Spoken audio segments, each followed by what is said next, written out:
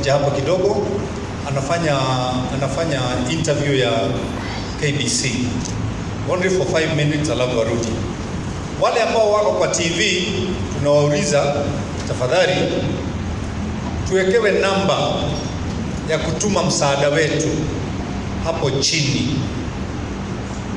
Tuwekewe namba hapo chini ndio tuweze kutuma msaada wetu. Na sijui the number that we are going to give is which number? Yeah? I'll be given. Can you do that right now, because I want to continue. Na sisi tuko hapa ambaye mmeguzwa.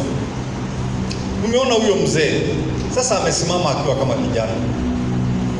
Umeona huyo mtoto maisha yake ingedidimia, lakini kwa sasa amesimama. Na sio hao tu, the Save Life community have saved 1,000 lives.